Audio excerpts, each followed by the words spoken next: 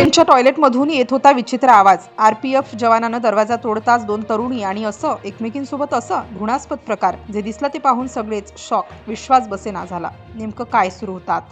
रात्र गडद होत चालली होती आणि ट्रेन प्रचंड वेगाने धावत होती. डब्यांमध्ये शांतता पसरली होती.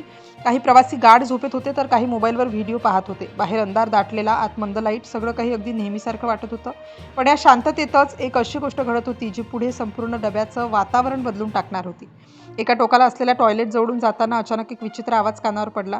सुरुवातीला तो फारसा स्पष्ट नव्हता, पण त्यात काहीतरी असामान्य होतं. जणू कुणीतरी आतून हालचाल करतंय, काहीतरी घडतंय, पण काय हे ओळखता येत नव्हतं.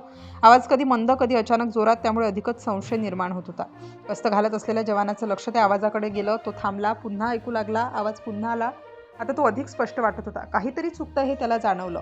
लगेच तो टॉयलेटच्या दरवाजासमोर गेला आणि हलक्या आवाजात विचारलं, कोण आहे आत? पण आतून काहीच प्रतिसाद आला नाही. दरवाजा पूर्णपणे बंद होता. पुन्हा त्याने जोरात ठोठावलं तरीही शांतता. आता परिस्थिती थोडी गंभीर वाटू लागली, कारण आत कुणीतरी आहे हे नक्की होतं, पण ते उत्तर का देत नव्हतं. पुन्हा एकदा दरवाजा जोरात ठोठावण्यात आला. आवाज थांबला आणि काही सेकंद संपूर्ण शांतता पसरली. जणू आत जे काही होतं ते अचानक थांबलं होतं. ही गोष्ट आणखीनच संशयास्पद वाटत होती. बाहेर उभ्या असलेल्या काही प्रवाशांचं लक्ष आता तिकडे गेलं. लोक हळूहळू जमा होऊ लागले. सगळ्यांच्या चेहऱ्यावर प्रश्नचिन्ह. नेमकं काय चाललंय? कोण आहे आत? कोणाला मदतीची गरज आहे का? असे अनेक प्रश्न हवेतच फिरत होते, पण उत्तर कुणाकडेच नव्हतं. दरवाजा आतून लॉक असल्यामुळे आता परिस्थिती आणखी गंभीर झाली. काहीतरी चुकीचं घडतं हे स्पष्ट होतं. वेळ वाया घालवणं धोकादायक ठरू शकत होतं. त्यामुळे अखेर निर्णय घेतला गेला, दरवाजा तोडायचा. पहिला जोरदार धक्का देण्यात आला. दरवाजा हलला, पण उघडला नाही. दुसरा प्रयत्न केला तरीही नाही. आता सगळ्यांचं लक्ष तिकडेच होतं.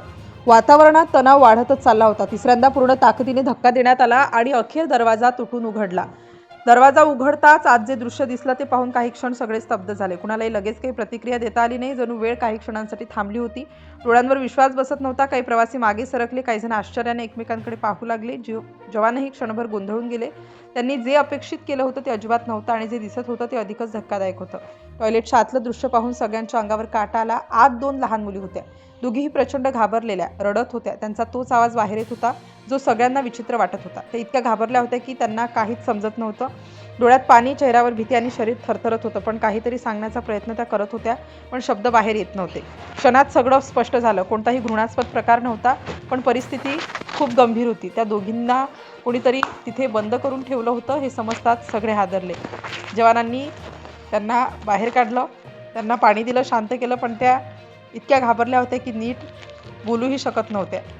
त्यांनी फक्त एवढंच सांगितलं, कुणीतरी आम्हाला इथं आणलं. ही गोष्ट ऐकून सगळ्यांच्या मनात एकच प्रश्न निर्माण झाला, कोण आणि का? जर तो आवाज ऐकू आला नसता तर कदाचित ही गोष्ट कुणाच्या लक्षात आली नसती. त्या दोघी किती वेळ तिथे अडकून राहिल्या असते याची कल्पनाही करता येत नव्हती.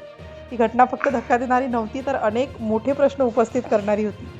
रेल्वेसारख्या सुरक्षित समजल्या जाणाऱ्या ठिकाणी अशी घटना कशी घडू शकते? कुणीतरी या मुलींना तिथे आणलं होतं, पण कोण आणि कशासाठी याचं उत्तर अजूनही गूढच होतं. या घटनेनंतर सगळ्यांच्या मनात भीती आणि संताप दोन्ही निर्माण झाले, कारण ही फक्त एक घटना नव्हती, तर अशा अनेक अज्ञात घटनांची शक्यता दर्शवणारी होती. याच पार्श्वभूमीवर अशा मुलांना वाचवण्यासाठी विशेष मोहीम राबवली जाते.